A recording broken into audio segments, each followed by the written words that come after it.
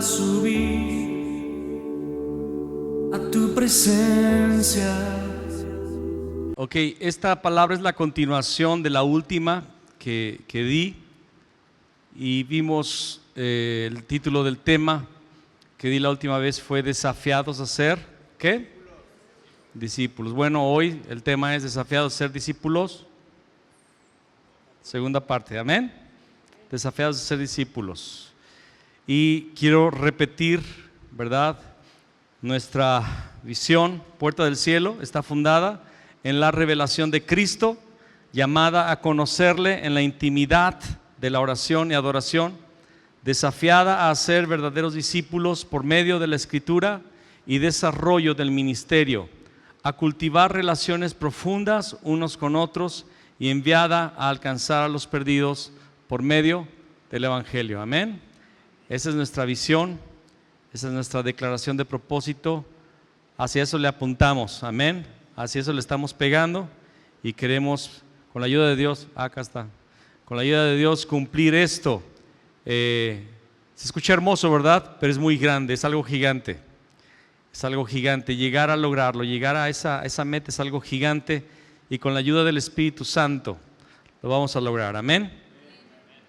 Entonces, la línea que estamos estudiando es desafiados a ser verdaderos discípulos. Y hablamos la semana antepasada que es un desafío ser discípulo. Un discípulo es un alumno, un aprendiz que camina detrás de un maestro, camina detrás de una autoridad espiritual que Dios ha levantado, que Dios ha colocado. Y el aprendiz quiere conocer no solamente las enseñanzas, los conocimientos, sino el carácter del maestro, amén.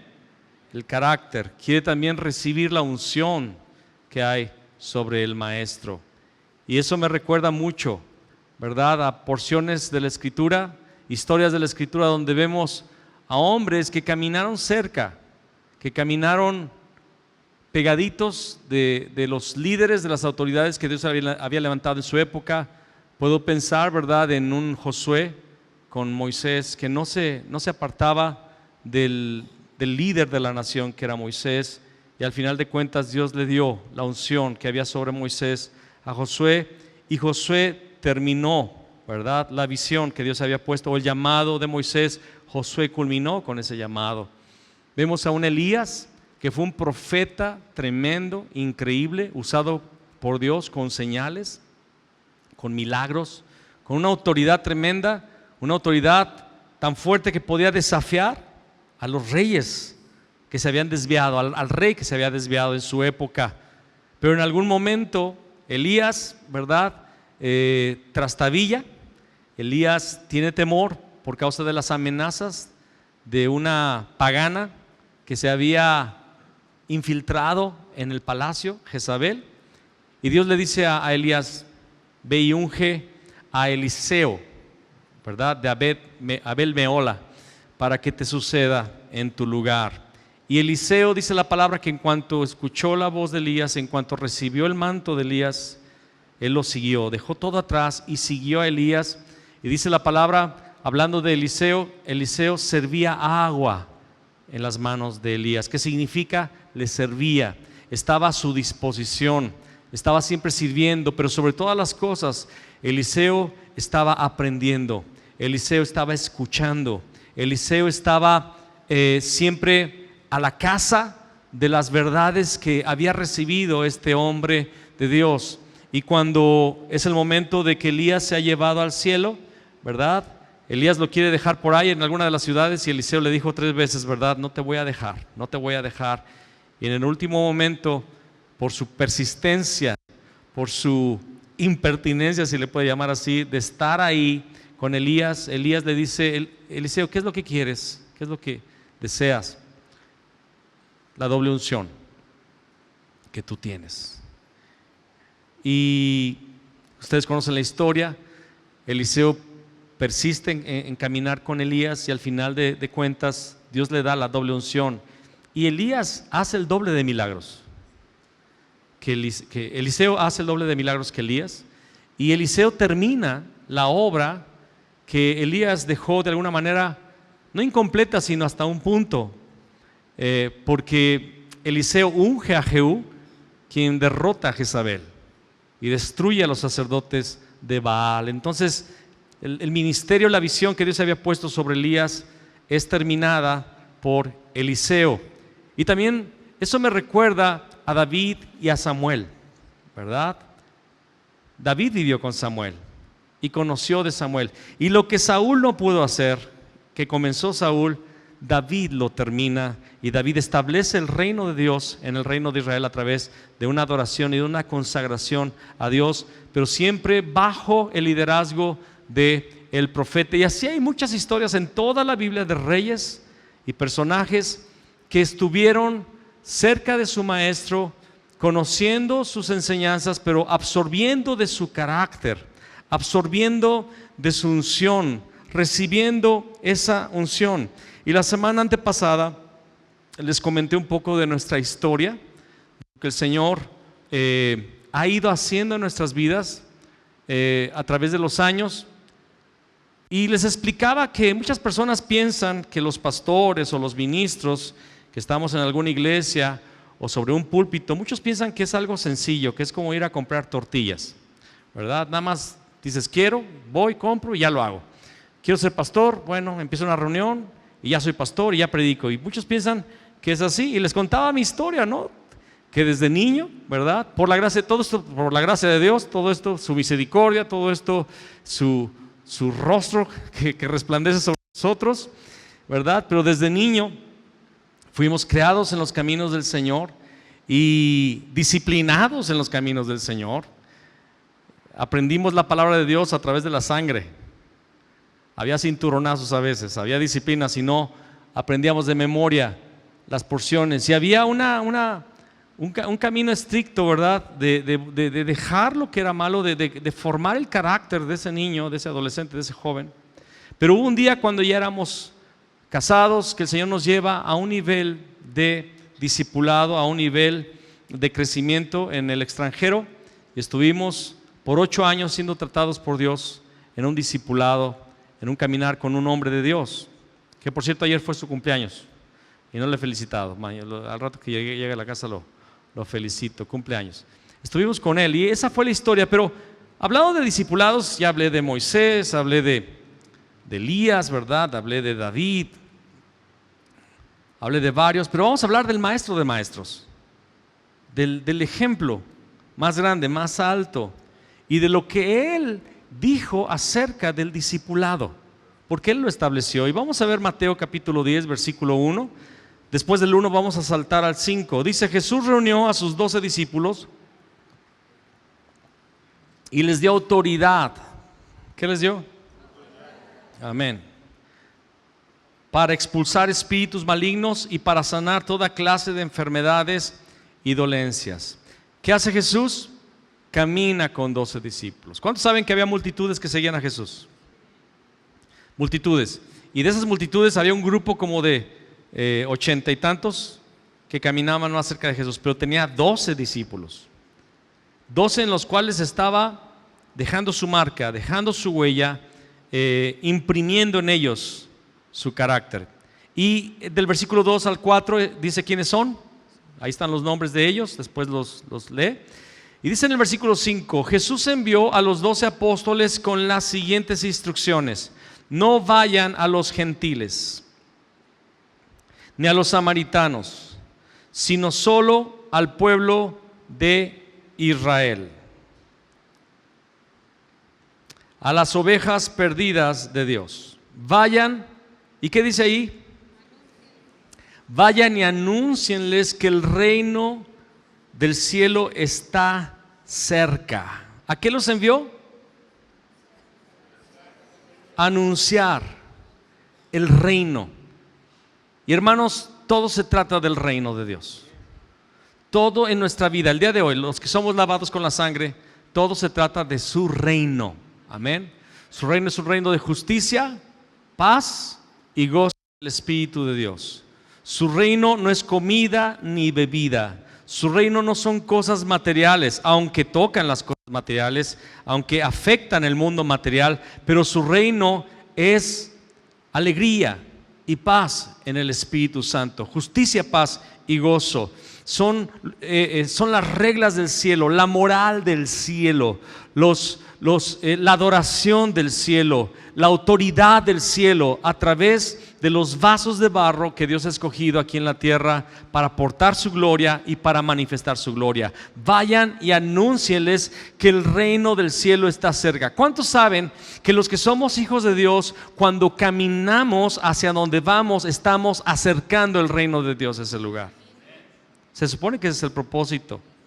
Se supone que tú tienes que tener este entendimiento. Tú tienes al Rey de Reyes en tu corazón. Caminas con Jesús dentro de ti. Amén.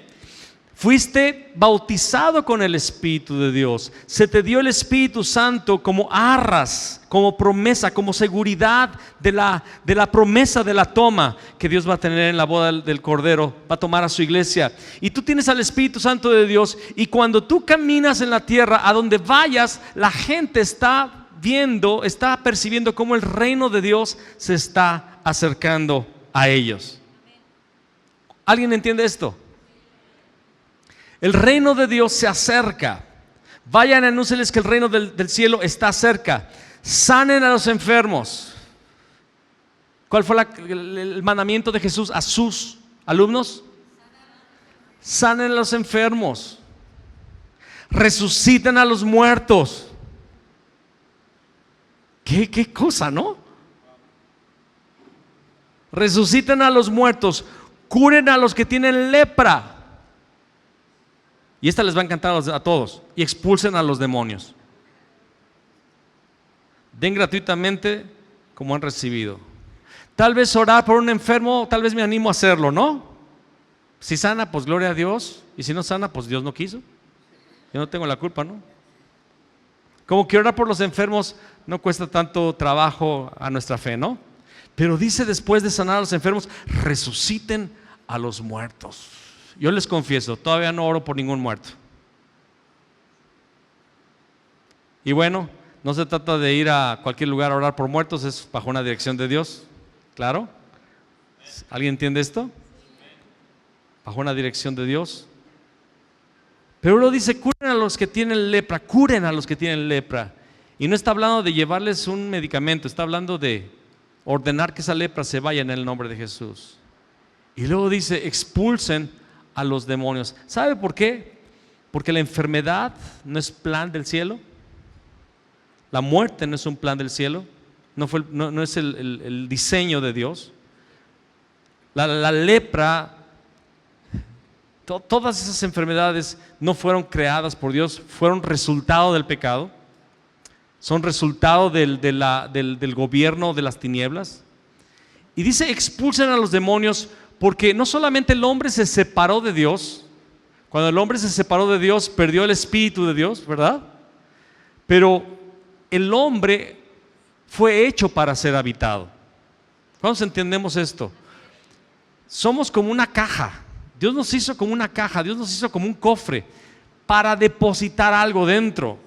Y lo que estaba dentro era el tesoro del universo. El propio Espíritu de Dios estaba dentro de nosotros. Cuando se va el Espíritu de Dios, se abre una puerta que queda abierta. ¿A quién? A Satanás y a sus demonios. Y las personas llegan a ser morada de demonios. Entonces les dijo, expulsen a los demonios. ¿Por qué los debemos expulsar? Porque cayeron de paracaídas. Y tomaron la casa que ellos no construyeron, ni que ellos pagaron, ni que es de ellos. ¿Cómo se les dice a esos? Son ilegales, ¿verdad? Y hay que expulsarlos, no te pertenece esa persona. Den gratuitamente como han recibido, porque hermanos, el reino de los cielos se trata de esto, de implantar lo que está en el cielo aquí en la tierra. En el cielo hay salud, hay que implantar salud. En el cielo está la presencia santa de Dios. Hay que implantar ese ambiente de santidad de Dios aquí en la tierra. En el cielo no hay muerte, hay vida, y nosotros tenemos que llevar vida a donde quiera que vayamos. Jesús les empezó a enseñar a sus discípulos acerca de todo esto, hermanos, porque el reino de los cielos se tiene que manifestar. El reino de los cielos no nada más es cantar los domingos y recibir una enseñanza de la Biblia, que es importante, porque muchas personas ya dijo, ya no vuelvo. No, hay que venir, hay que adorar, hay que cantar, hay que tener comunión. Pero no es apenas esto, y con lo que voy a decir, no se vaya a malinterpretar, la liturgia no es todo el reino de los cielos. La liturgia es importante. La liturgia es importante, está establecida en la palabra, no dejando de congregarnos como algunos tienen por costumbre, Hebreos capítulo 10. Pero el reino de los cielos es manifestar el cielo. Y la Biblia está llena de esos relatos. Los hombres de Dios que hablé manifestaron el reino. Moisés manifestó el reino, 10 plagas contra el pueblo que oprimía a Israel. Josué manifestó el reino. Así como con Moisés se abrieron las aguas, con Josué se abrió el Jordán. Así como Moisés derrotó a Og, rey de Basán, y a Sehón, rey de los amorreos, así Josué derrotó a Jericó y a los reyes de su época. Amén. Así como Moisés les dio maná del cielo, Josué oró y el sol y la luna se detuvieron por todo un día, ¿verdad? Elías oró y los cielos se cerraron. Oró y los cielos se abrieron. Eliseo, ¿verdad? Hay muchos relatos de los milagros que él hizo. No voy a hablar mucho de todos ellos porque me perdería mucho tiempo, pero todos ellos manifestaron palpablemente el reino de los cielos. Hermano, eso es del Antiguo Testamento. Jesús lo volvió a hacer. Después de 400 años que no había profeta en Israel y que el reino de Dios no se manifestaba, que fue el lapso donde se levantaron los pensadores griegos y el mundo fue afectado hasta nuestra época. Después de esos 400 años, dice la palabra, tierra de Zabulón y de Neftalí, región de la costa y del mar, el pueblo que moraba en tinieblas le resplandeció gran luz. Y Jesús aparece manifestando el poder de los cielos, y lo está manifestando, y después agarra a sus 12 discípulos y les dijo: emulen el cielo en la tierra, manifiesten el reino de los cielos en la tierra, les doy autoridad para que lo hagan. Amén. Ese es el discipulado.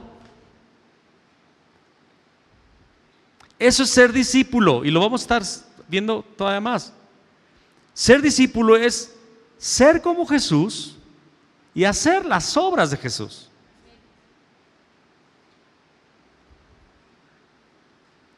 Dios quiere que el hermano que está ahí en la fila fulana, en la silla sultana, resucite a algún muerto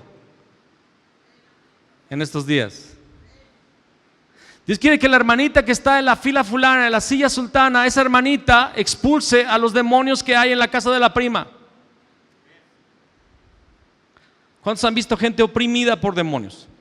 Hace poquito vino uno aquí, bueno, ha habido muchos casos, pero hace poco una persona que se acaba de convertir al Señor hace poco tiempo trajo a su esposo y estaba totalmente oprimido por demonios, de manera que su cuerpo manifestaba la opresión demoníaca. Y hablaba yo con él, pero él estaba muy oprimido. Oré por él y ya no volvió, pero hay que seguir orando por él para que vuelva y Dios termine su obra en su vida. Pero muchas personas han sido liberadas de demonios aquí.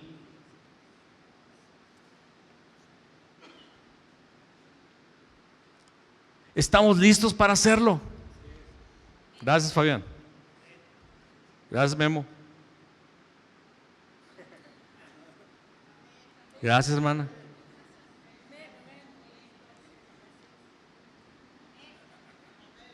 Amén. Amén, Eva. Se me queda viendo Eva así. Ahora vamos a continuar viendo. Ahorita vamos a regresar a lo que acabamos de hablar, pero vamos al 9. Dice: no lleven nada de dinero en el cinturón, ni monedas de oro, ni de plata, ni siquiera de cobre. No lleven bolso de viaje con una muda de ropa, ni con sandalias, ni siquiera lleven un bastón.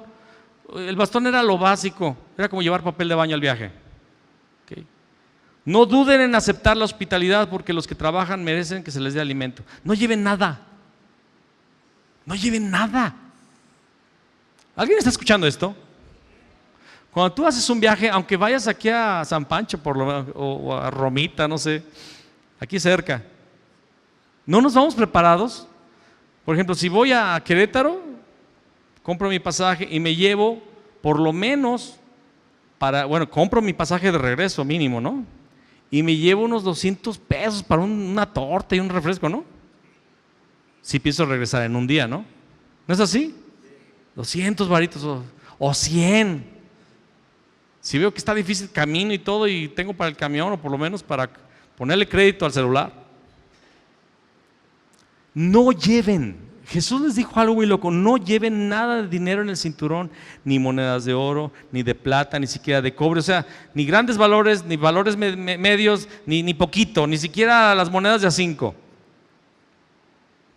No lleven bolso de viaje con una muda de ropa, ni con sandalias, ni siquiera lleven un bastón. No duden en aceptar la hospitalidad, porque los que trabajan merecen que se les dé alimento. Yo he vivido lo sobrenatural en cuanto a la provisión y tendré algunos testimonios míos o de nuestra familia, muchos, fuertes, preciosos, de parte de Dios. Pero quiero hablar de uno que me impactó, en el cual participaron mi hermano Israel y Miroslava cuando fueron a un instituto bíblico en Ciudad Juárez, que se llamaba El Lagar. En ese instituto bíblico creo que era de 3 o 6 meses. ¿6? ¿3? 3, ¿verdad? Ok.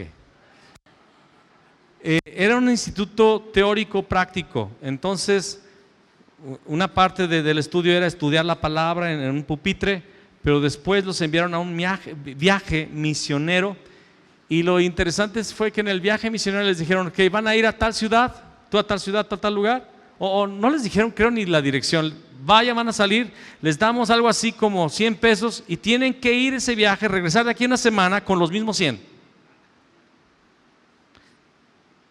Pero ir a predicar, ir a ministrar. Y todos los estudiantes se quedaron asustados. ¿Cómo que voy a salir a hacer misiones con 100 pesos y aparte tengo que regresar con los 100 pesos? Dios va a proveer, Dios los va a usar, ustedes van a ver la mano de Dios, Dios lo va a hacer. Y creo que esto me lo contó Miroslava, no tanto Israel, creo que fue Miroslava, ya no me acuerdo, que el crédito Dios se lo va a dar en el cielo a la persona que me lo contó. Salieron y de repente consiguieron un ride a tal pueblo, llegaron a un lugar, a una ciudad, se quedaron ahí buscando y por alguna razón conocieron a una persona de una iglesia que los llevó con el pastor, y el pastor les dijo: no, quédense aquí esta semana, ayúdenme a pintar la iglesia, a hacer una zanja, no sé qué. Les dieron alimento, les dieron comida, trabajaron en la iglesia, ministraron en la iglesia, Dios se movió en la iglesia y les dieron ofrenda para que regresaran.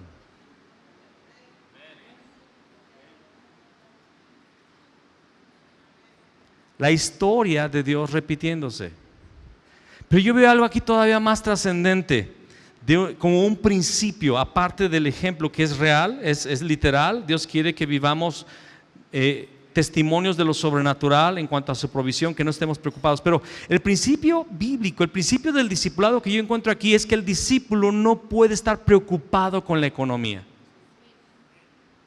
No puede estar preocupado con qué voy a comer, qué voy a vestir, cómo le voy a hacer con mis necesidades. Les hablé la semana antepasada cómo cuando llegamos al lugar donde íbamos a ser discipulados por Mike, él lo primero que me dijo es: no vas a recibir salario, ¿se acuerdan? Y vas a meter a tus hijos en escuela de paga, y vas a buscar una renta en algún lugar, y vas a conseguir un departamento bien padre que Dios te va a dar, sin aval. Y tuvimos el testimonio, tenemos el testimonio de cómo Dios se movió.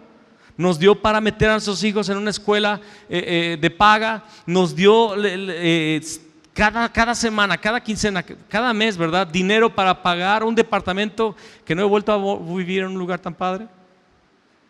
Está padre el lugar en el que vivo, pero tan padre como aquel. Y nos dio para nuestros servicios de odontología, para nuestras medicinas, para regalos para nuestros hijos, para ir a pasear, o sea, tantas cosas viviendo por fe, lo vivimos. Pero nada de esto va a surgir si tú no das el paso de salir sin oro, plata o moneda de cobre en tus bolsillos, sin una muda de ropa, un bastón o un bolso más. sin tratar de protegerte. Generalmente, y no está incorrecto, buscamos administrar cosas y asegurar lo que va a suceder enfrente. Y eso está bien, o sea, no está mal. Pero hablando del discipulado, hablando de seguir a Cristo, hablando de querer hacer la voluntad de Dios, no puedes estar con miedo de qué vas a hacer en lo económico. Dios va a proveer. El dinero no te puede preocupar, porque muchas veces el dinero o el recurso Ay, esto está tapando tu vista, ¿verdad? Te vayas a dormir si no me ves. Mejor así. Sí.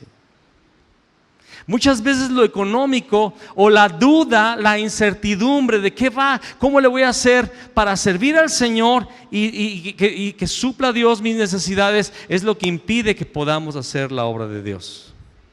Ahora, esta palabra no necesariamente es para que todos dejen sus trabajos y se vayan a las misiones, sino para que dentro de tu trabajo tú seas un misionero. Dentro de tu profesión, dentro de lo que Dios te llama a hacer, dentro de tu día a día, tú sepas, yo tengo tal vez un salario, tengo una profesión, tengo un lugar donde me desarrollo, donde me desarrollo, se dice así, me desarrollo, pero yo soy provisto por Dios. No es esto lo que me da provisión. Dios es mi provisión y yo no dependo de esto, yo no dependo de mi patroncito, yo no dependo de mi nómina cada semana, yo dependo de Dios. Y el dinero no me va a impedir de hacer la obra de Dios. Yo soy un misionero aquí en la tierra, yo soy un discípulo de Cristo. Y dice aquí, no duden en aceptar la hospitalidad, porque los que trabajan merecen que se les dé alimento. Y aquí veo otro principio bíblico, el ministerio y la obra. Sobre todo esto es directo a los que van a querer ministrar, servir en el ministerio, ser parte del ministerio. El ministerio no es para obtener lucro, no es para hacer dinero. Y desgraciadamente, lo digo no como una crítica, sino, ¿cómo le puedo llamar? Como la verdad. Desgraciadamente hay muchos malos ejemplos que están a la vista de personas que son famosas, que han hecho del ministerio su fuente de lucro y se han enriquecido. Yo no estoy diciendo con esto que los ministros deben de ser pobres, tampoco estoy hablando de eso. Por favor, el balance, el equilibrio. Dios puede dar a ministros recursos muy buenos. Hay ministros que ya vienen con recursos al ministerio, ¿verdad? Ya tienen dinero heredado, ¿verdad? A mí nada más me heredaron libros.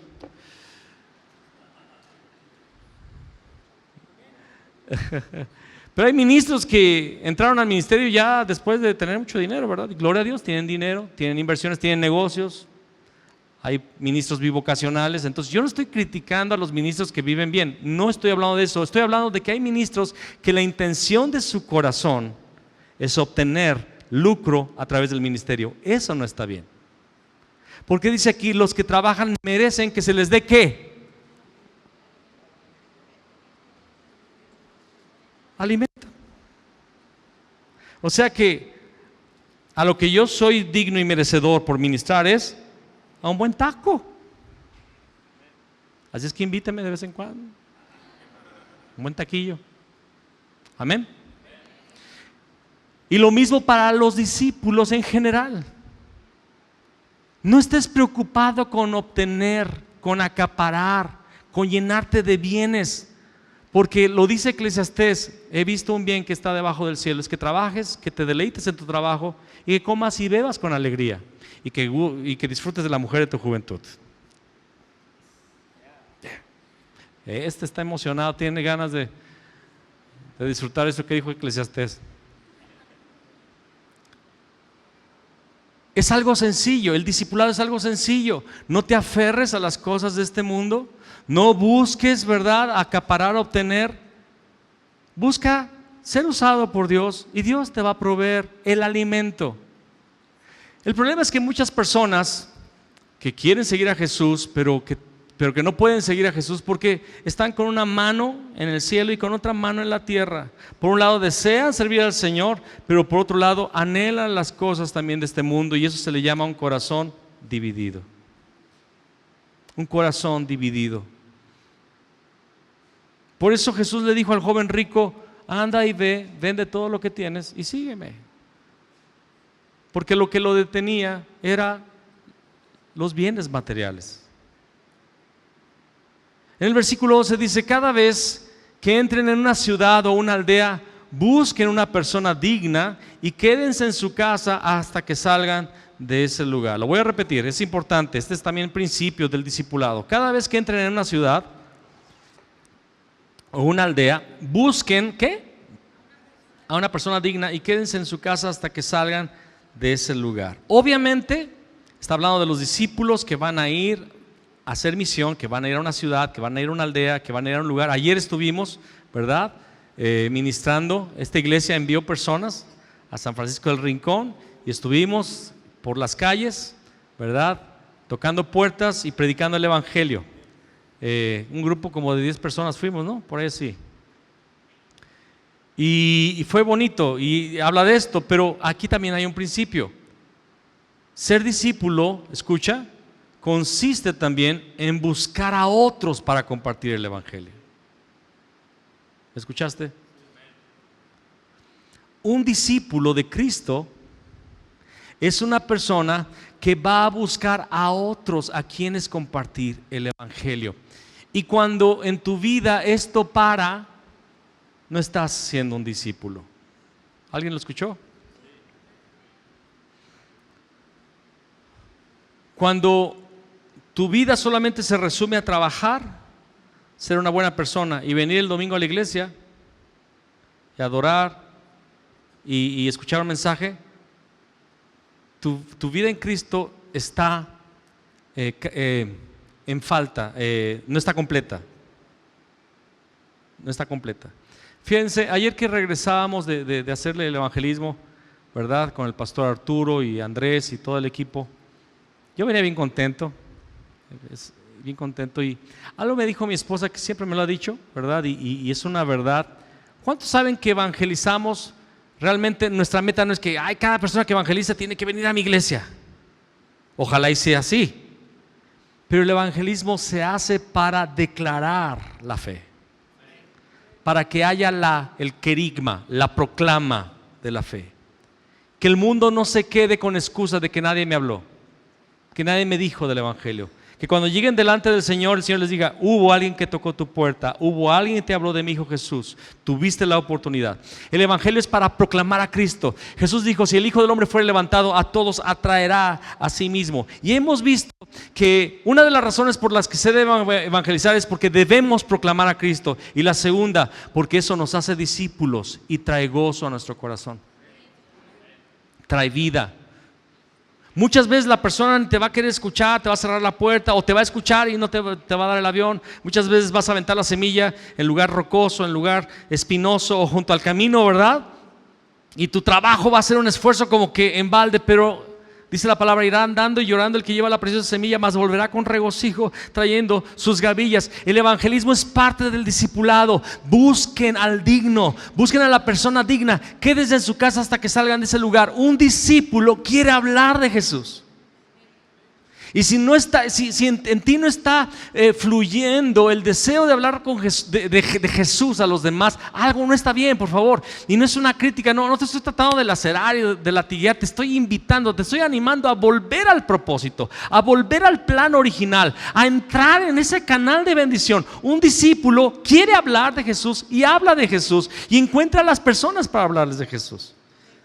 Un discípulo está: ¿a quién le hablo? ¿Con quién? Hoy tengo ganas de hablar de mi Señor. Y curiosamente, el Señor te manda a las personas. El Señor te pone en el camino de las personas con necesidades. Curiosamente, si estás en la parada del camión, si estás en el mostrador de la tienda, donde estés, la gente llega diciéndote el problema que trae. No, es que, ¿cómo está? Buenas tardes, ¿cómo está? Pues no tan bien, es que, no sé por qué te lo voy a decir, pero vengo bien mal porque mi esposo me pidió el divorcio. O sea, ¿me explico? Y se iba a hacer las uñas, ¿no?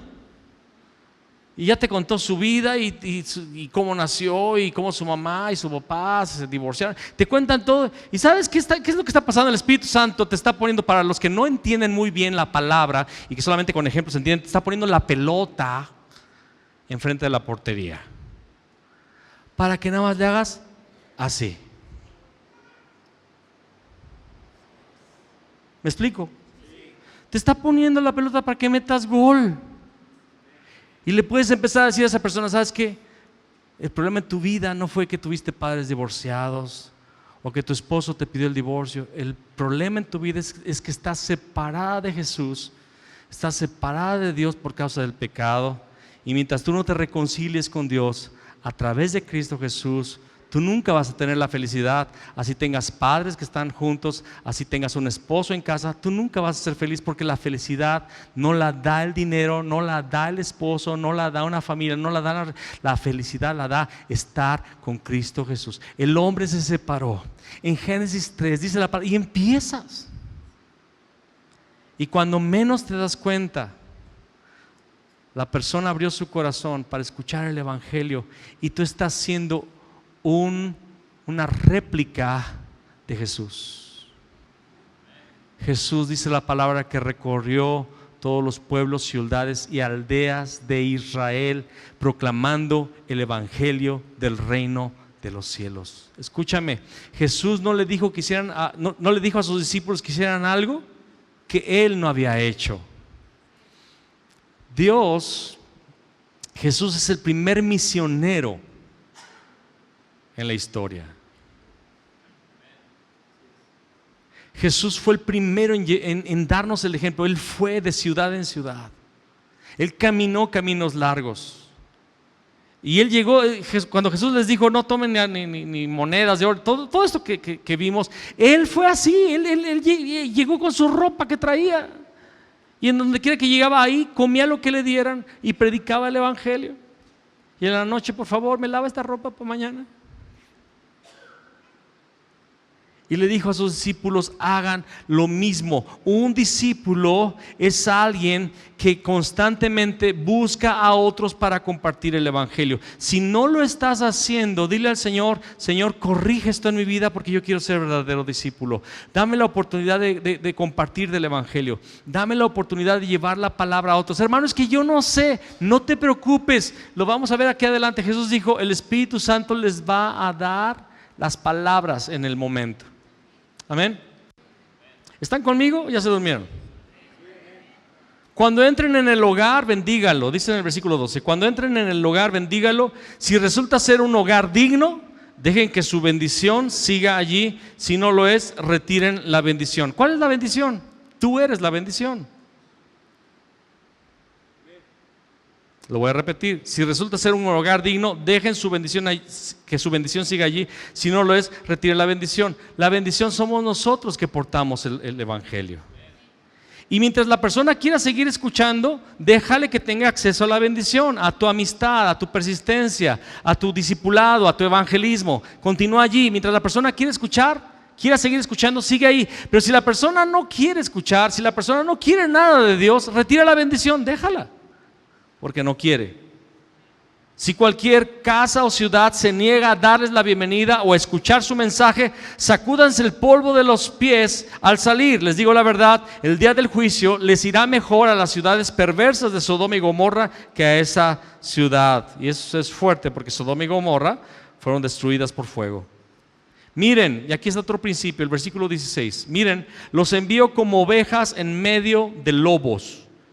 Por lo tanto, sean astutos como serpientes e inofensivos como palomas. Lo vamos a leer otra vez. Pongan atención, aquí hay un principio fuerte.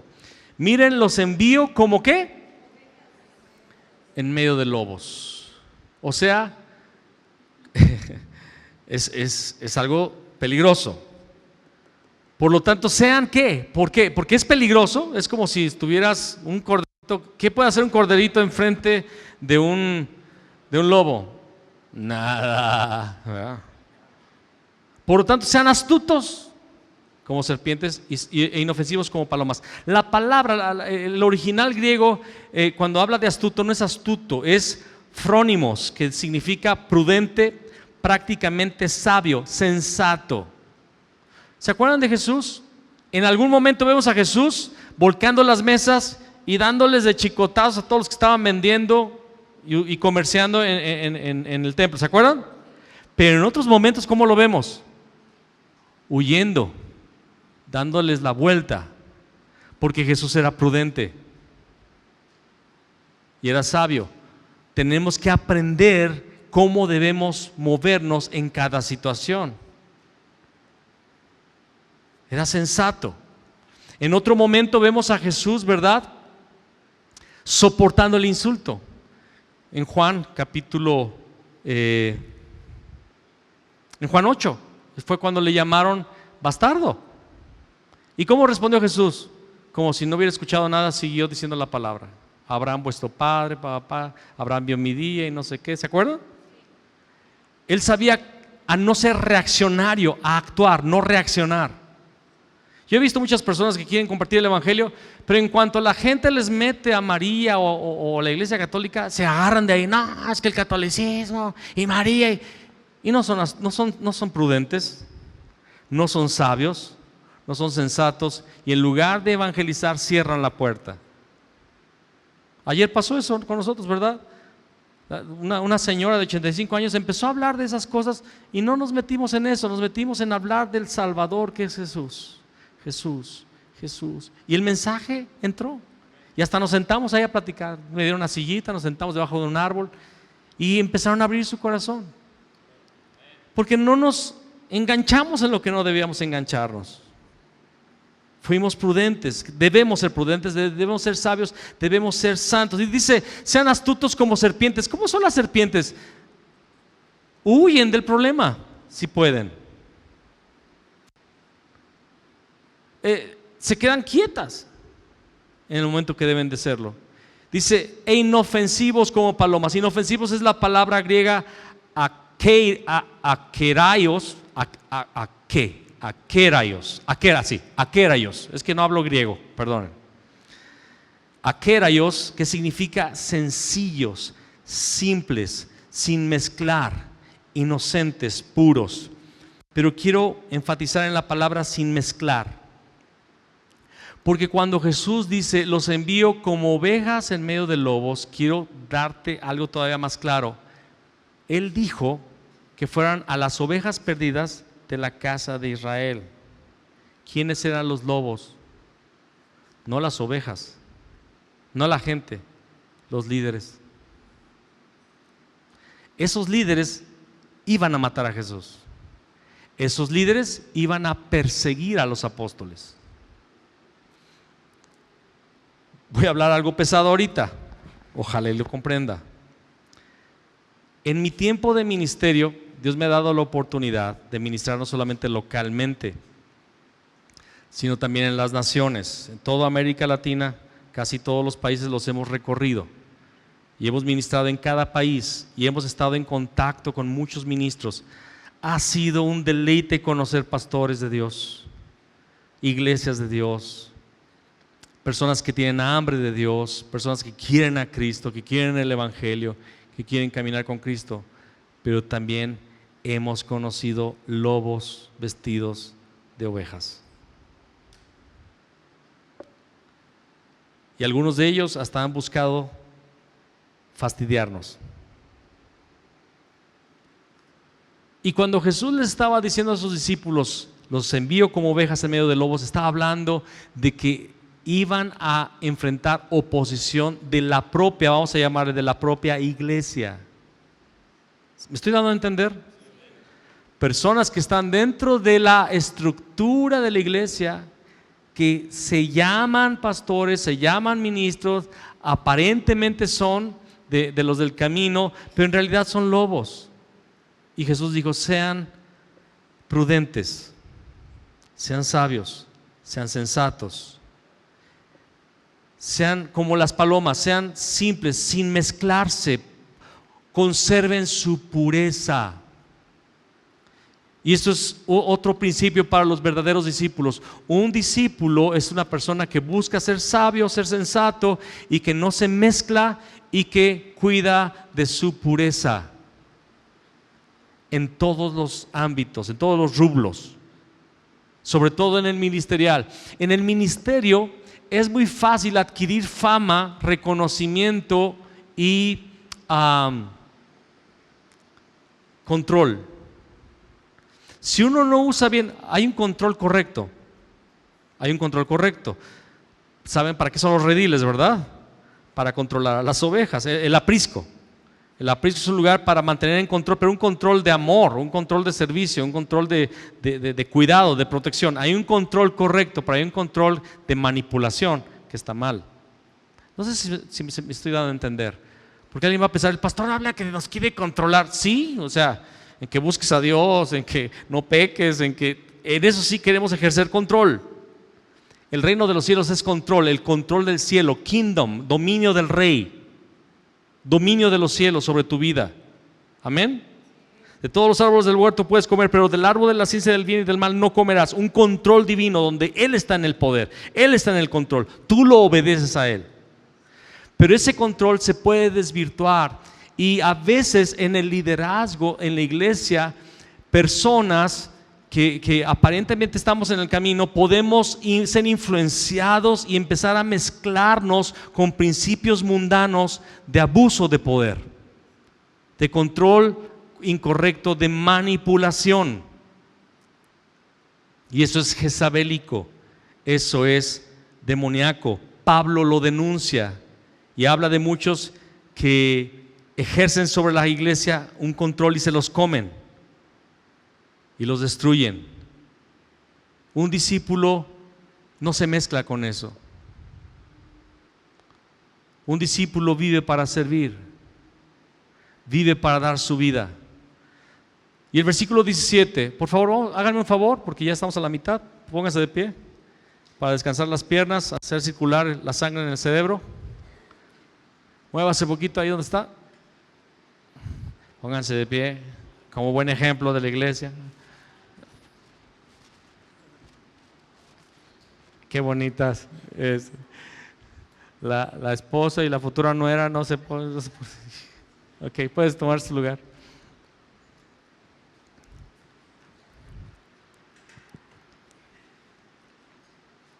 Aquí se pone bien bonito el tema. ¿Listos? Aquí es la parte más bonita. Tengan cuidado porque los entregarán a los tribunales y los azotarán con látigos en las sinagogas. ¿Cuántos dicen amén? Ok. Serán sometidos a juicio delante de gobernantes y reyes por ser mis seguidores, pero esa será una oportunidad para que les hablen a los gobernantes y a los incrédulos acerca de mí. Cuando los arresten, alguien diga gloria a Dios. Cuando los arresten, no se preocupen por cómo responder o qué decir. Dios les dará las palabras apropiadas en el momento preciso. Pues no serán ustedes los que hablen, sino que el Espíritu de su Padre hablará por medio de ustedes. Y aquí está la cosa fuerte. Un hermano traicionará a muerte a su hermano. Un padre traicionará a su propio hijo. Los hijos se rebelarán contra sus padres y harán que los maten. Todas las naciones los odiarán a ustedes por ser mis seguidores, pero todo el que se mantenga firme hasta el fin será salvo. Dígalo conmigo, todo el que se mantenga firme hasta el fin será salvo. ¿Firme en qué? En mi fe en Jesús, en mi entendimiento de que yo soy un discípulo. Todo el que se mantenga firme hasta el fin será salvo. Es importante comenzar la carrera en el ministerio, pero aún más importante mantenerse firme hasta el fin. Mantenerse firme hasta el fin. Va a haber persecución, hermanos. ¿Cuántos han sentido esa persecución ya en sus trabajos y en sus hogares por haber conocido a Jesús? Se te voltea la gente, se burlan de ti. Cuando eras parte de su grupo, ni te pelaban. Pelaban es una palabra griega que significa que te ignoraban, ¿verdad? Ni te pelaban, ni te invitaban los tragos. Pero ahora que eres cristiano, ¿cómo te invitan un trago? ¿Cómo te invitan al antro? ¿Cómo les encanta, verdad? Decir sus chistes sucios. Y cómo les encanta. Antes ni ponían música, ahora ponen sus músicas cochinas, ¿verdad? El otro día fue a la carnicería y tenían una bocinita ahí con una música de reggaetón, con unas letras que me daban ganas de salir corriendo de ese lugar. Y hubo un momento que la música tenía una línea, ¿verdad? Un refrán ahí pesado así, pero cochino. Yo nunca había escuchado algo tan cochino en una música. Y hasta levanté los ojos y me quedé viendo así al carnicero. Y luego fue a su celular a bajarle, ¿verdad? Porque oye, pasan niños por la calle escuchando esas cochinadas. Y ahora hay esa persecución en tu trabajo, hay esa persecución en tu casa. Tu propia familia se te voltea. Pero dice la palabra, el que se mantenga firme hasta el fin será salvo. Y tenemos la ayuda del Espíritu Santo para estar firmes. Amén. Y aquí estoy firme. Que se burlen, que se mofen. ¿Sabes qué? A mí ya después de tantos años se me resbala todo lo que me dicen, porque sé en quién he creído. Sé que hay un galardón por delante. Cuando los persigan en una ciudad, huyan a la siguiente. Les digo la verdad, el Hijo del Hombre regresará antes de que hayan llegado a todas las ciudades de Israel. Versículo 24, los alumnos no son superiores a su maestro y los esclavos no son superiores a su amo. Los alumnos deben parecerse a su maestro. Dígalo conmigo, el alumno debe parecerse a su maestro. Los esclavos deben parecerse a su amo. ¿Cuántos son discípulos de Jesús? ¿Cuántos son esclavos de Jesús? Hermanos, es una premisa, debes parecerte a Jesús. Dile a la persona que está a tu lado, debes parecerte a Jesús.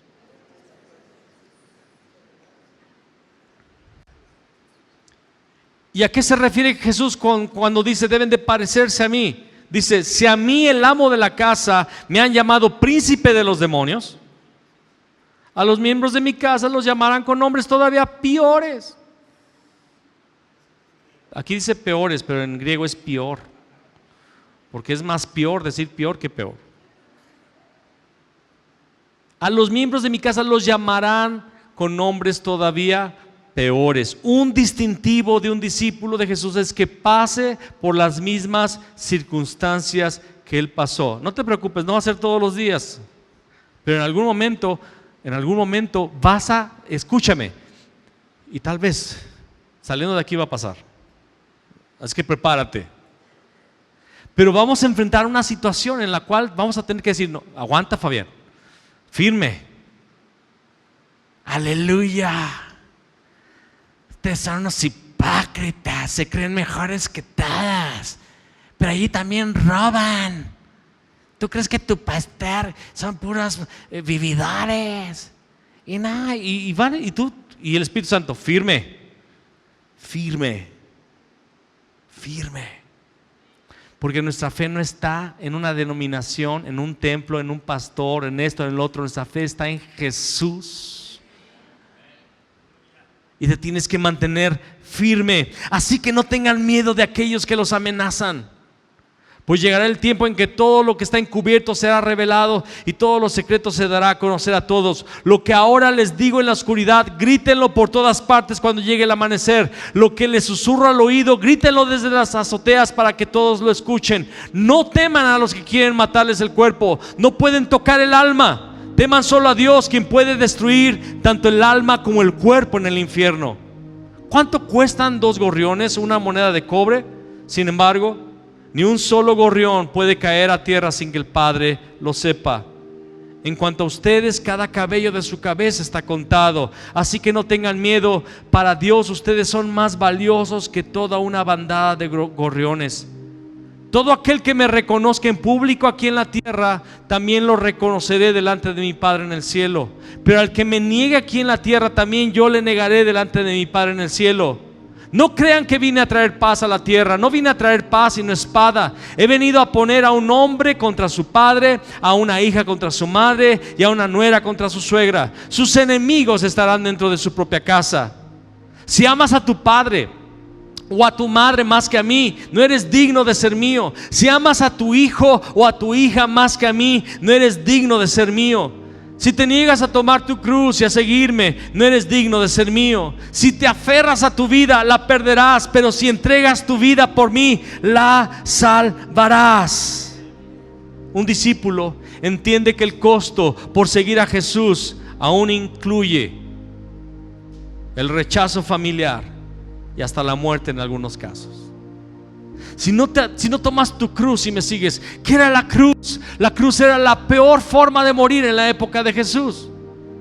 Y lo que Jesús les estaba diciendo es que debían de estar listos a morir de la forma más horrible, a entregar todo por el Evangelio, a entregar todo por Jesús. Hoy día no vivimos esa clase de fe.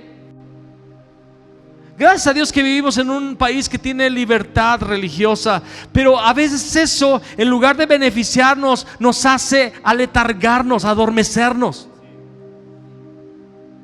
Porque en los países donde hay oposición, donde hay persecución, donde es difícil ser cristiano, es donde más avivamiento hay. Porque las personas están dando su vida por Jesús. Y en este lugar del hemisferio, en este lugar de Occidente, en estos países capitalistas, en donde hay libertad de culto y libertad de expresión, la gente ni siquiera aprecia la lectura bíblica diaria, ni siquiera paga un precio en oración todos los días. Se le tiene que buscar animar para ir al culto, para asistir a la iglesia. Es muy fácil faltar a las reuniones. Casi no hay evangelismo en nuestra cultura, en la iglesia cristiana.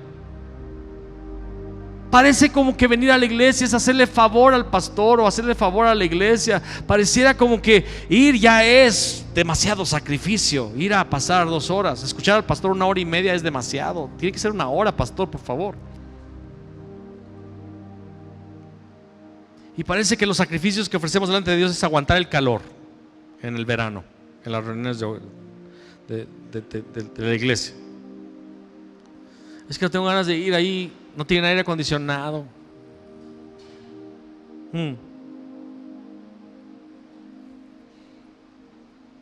He estado en países donde no hay aire acondicionado ni ventiladores y es un calor húmedo. No hay bancas, no hay sillas acolchonadas. La gente está de pie, sentada en bancas de madera feas, de esa madera de tercera. Y pueden pasar 3 horas, 4 horas escuchando a diferentes predicadores porque tienen hambre, tienen sed. Recuerdo una reunión en Cuba, abarrotado el lugar, lleno de cubanos, pues estaba en Cuba. Y la alabanza con instrumentos viejos. Recuerdo que me dieron una guitarra para ministrar y se me empezó a reventar una cuerda en la primera canción. En la segunda se me reventó la segunda cuerda. En la tercera canción se me reventó la tercera cuerda. Ya para la cuarta canción nada más me quedaron 2 cuerdas. Pero la gente estaba tan metida en la adoración que no importaba. ¿Sabes por qué se me reventaban las cuerdas? Porque estaban viejísimas, con sus tambores, cantando. Estuvimos ahí como por 4 horas, la gente escuchando el mensaje, porque hay persecución. Y cuando se acabó la reunión, pensé que todos iban a ir a su casa. No, se quedaron afuera de la iglesia y empezaron a cantar en la calle afuera de la iglesia y a alabar a Dios después de la reunión, porque tienen hambre de Dios. Ahí a los pastores los meten a la cárcel. Ahí yo he visto lo que es la persecución. Ya me tocó estar, que me llevaran a la comandancia militar, porque no es policía, es el ejército, a amenazarme por predicar el evangelio. Estaba yo en mi cama y desperté con 3 soldados con sus rifles. Acompáñame por favor, compañero. Y ahí vamos, bien asustado, pero no pasó nada. Y predicamos el evangelio escondidas y salimos corriendo a la semana.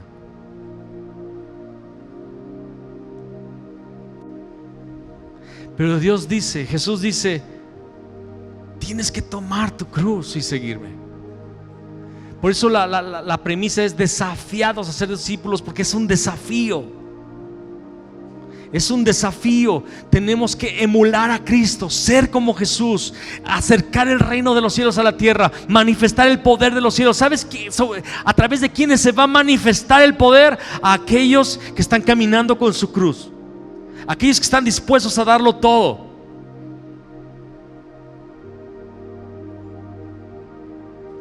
El que los recibe a ustedes me recibe a mí, porque somos discípulos. Y el que me recibe a mí, recibe al Padre quien me envió. Si reciben a un profeta como a alguien que habla de parte de Dios, recibirán la misma recompensa que un profeta. Y si reciben a un justo debido a su justicia, recibirán una recompensa similar a la de él. Si le dan siquiera un vaso de agua fresca a uno de mis seguidores más insignificantes, les aseguro que recibirán una recompensa. ¿Cuál es el requisito para ser discípulos? Anunciar el reino de Dios. Evangelismo. Segundo requisito: sanar a los enfermos, curar a los leprosos, resucitar a los muertos y expulsar a los demonios. Hay que hacerlo. Tercero, no depender del dinero. Cuarto, amar a Jesús más que a nuestro padre, madre, hijo o hija.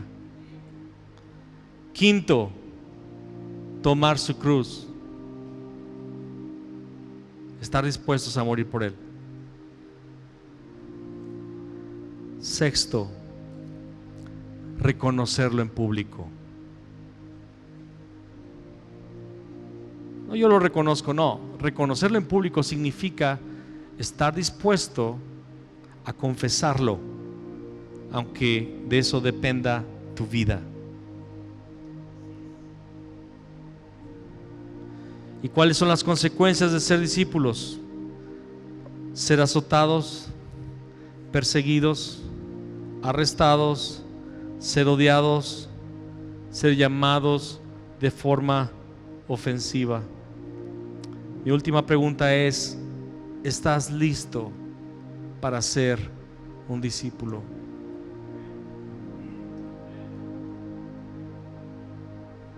¿Realmente estás listo para ser un discípulo?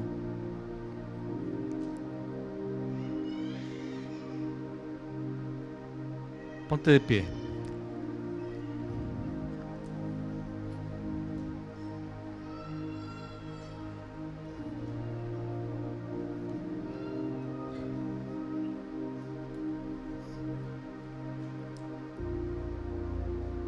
Cierra tus ojos.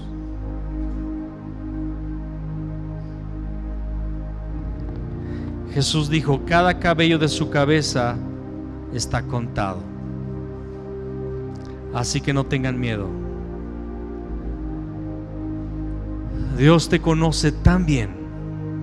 Dios me conoce, te conoce también, que conoce cada cabello que hay sobre tu cabeza.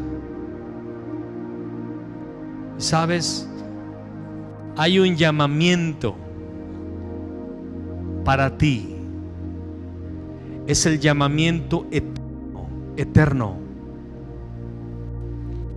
Este llamado es a ser discípulo de Jesús. Jesús vino a morir por tus pecados con el propósito de que tú te conviertas en su discípulo. Y estoy seguro que todos los que estamos aquí aún no hemos dado la talla. Aún no nos parecemos a Jesús completamente. Y esto no es para condenar, pero es para decirte algo. Tal vez has avanzado algo, pero hay más. Hay más. Dios quiere que el mundo vea una vez más a Jesús en ti y en mí. No solo quiere que lo vean, sino quiere que lo experimenten, que experimenten a Jesús en ti. Cuando Dios desate su poder a través de tu oración por los enfermos, de tu oración por las personas afligidas por demonios, de tu oración por alguien que está muerto y resucite. Dios quiere que el mundo vea a Jesús otra vez a través de los discípulos que están en la iglesia. Dile conmigo al Señor en esta tarde: Señor, yo acepto el desafío de ser discípulo. Yo acepto el desafío de ser discípulo. Yo quiero ser como Jesús. Señor, en el nombre de tu Hijo Jesús, permite que mi vida sea pura, sin mezclas. Permíteme, Señor, ser un hombre sensato, sabio. Permíteme, Señor, estar dispuesto a pagar el precio que implica el discipulado. Señor Jesús, usa mi vida. Usa mi vida. Dile al Señor en esta tarde: Señor, yo quiero pasar de ser solamente un creyente a ser un discípulo. Llévame a un nuevo nivel, Señor, de compromiso. Y mientras esto sucede, te pido, Señor, revela tu gloria, manifiesta tu presencia. Desata, Señor, el toque de los cielos sobre mi vida. Que se abran los cielos sobre mi vida, Señor, y que pueda ver tu rostro, que pueda ver tu gloria, que pueda experimentar tu presencia, tu compañía, tu amistad, Señor, en mi caminar diario. Señor, así como Eliseo lo pidió, Señor, derrama tu unción sobre nuestras vidas. Derrama tu unción sobre nuestras vidas, porque queremos seguir al Maestro. Hay una cosa que pide nuestro corazón, y es, Señor, caminar contigo. Caminar contigo, Señor, ser testigo, Señor, de los padecimientos de Cristo en nuestra generación. Padre, ser hombres y mujeres, Padre, que toca al mundo con el amor del Padre. Señor, que la gente pueda sentir el toque de los cielos a través de nuestras palabras, a través de nuestras vidas, a través, Señor, de nuestras manos, Señor, de nuestra visita a su vida, Señor. Oh Padre, úsanos una vez más. Que tu iglesia, y no solamente oramos por esta congregación local, oramos por la iglesia en este país, Señor, que la iglesia cristiana en México sea despertada al discipulado, Señor, sea despertada a ser seguidores de Cristo Jesús. No solamente congregantes ocasionales, sino discípulos 24 horas, 7 días a la semana. Hombres y mujeres que a donde caminan el reino de los cielos se está acercando. El reino de los cielos se está acercando a donde quiera que cada hombre y mujer, discípulos de Cristo, están caminando. Señor, llénanos con el reino de Cristo. Llénanos con el reino de los cielos. Llénanos de tu reino. Llénanos de tu reino. Llénanos de Cristo. Llénanos de tu espíritu. Llénanos del fervor, Señor, que podemos ver, Señor, que habitó en la iglesia del primer siglo. Pon en nosotros ese fervor, pon en nosotros esa pasión, esa hambre de compartir de la salvación que es en tu Hijo Jesús. Despiértanos, despiértanos, avívanos. Pon tu mano sobre tu corazón y dile al Señor: despierta mi corazón, despierta mi corazón, despierta mi vida, Señor. Señor, declaro en fe que yo seré un discípulo de Cristo. Dile al Señor esto, si lo sientes. Declaro en fe que yo seré un verdadero discípulo de Cristo Jesús. Oh sí, Señor. Oh, yo puedo sentir la presencia del Señor tan fuerte en este momento. Hay algo que el Señor está haciendo poderoso. Y no son palabras al aire, es verdad, hermanos. Puedo sentir la presencia del Señor tan fuerte, tan poderosa en este momento, escuchando nuestras palabras y deleitándose con nuestros compromisos y declaraciones de fe. Continúa a decirle al Señor, continúa ahí a decirle al Señor: Señor, hazme discípulo verdadero de Cristo Jesús. Señor, hazme anhelar la cruz, así como cuando Jesús, dice la palabra, que subía a Jerusalén, que se adelantó con un rostro firme. Él anhelaba subir esa cruz para cumplir con su propósito. Que así, Señor, anhelemos tomar nuestra cruz para la salvación de las almas, para la gloria de Cristo Jesús. Señor, derrama tu fuego en este lugar. Derrama tu fuego en este lugar. Y Señor, llénanos de la fe que mueve montañas. Señor, hay muchos aquí que tienen miedo, Señor. Tienen miedo, Señor, de este tema, porque tienen miedo de fallar. Pero, Señor, es con tu Espíritu. Es con tu Espíritu, Señor. Deposita un nuevo depósito, una nueva medida de fe. Deposita una nueva medida de fe, Señor. Dile al Señor: lléname de esa fe. Esa fe de creer que voy a perseverar con el poder de tu Espíritu Santo hasta el final. Hasta el final. Lléname de esa fe, Señor. Llena mi depósito de fe verdadera, Señor. Oh, Señor. Ora, iglesia, ora. Aprende a orar. Ora, levanta tu voz al Señor ahorita. Ora, ora. Ora al Señor. Dile al Señor: lléname de un nuevo depósito de fe. Un nuevo depósito de fe. Un nuevo depósito de fe. Porque tú vas a ser, Señor, de estos pastorcillos mata gigantes. Oh, Señor. Vas a ser, Señor, de esos campesinos, Señor, profetas de lo alto.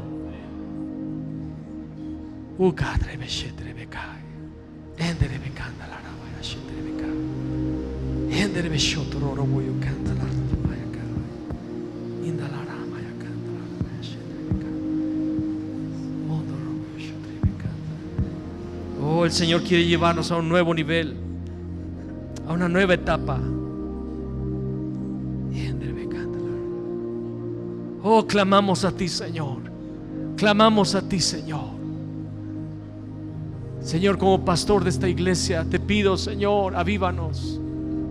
Avívanos. Avívanos. Avívanos. Avívanos, Señor. Avívanos, oh Dios. Avívanos.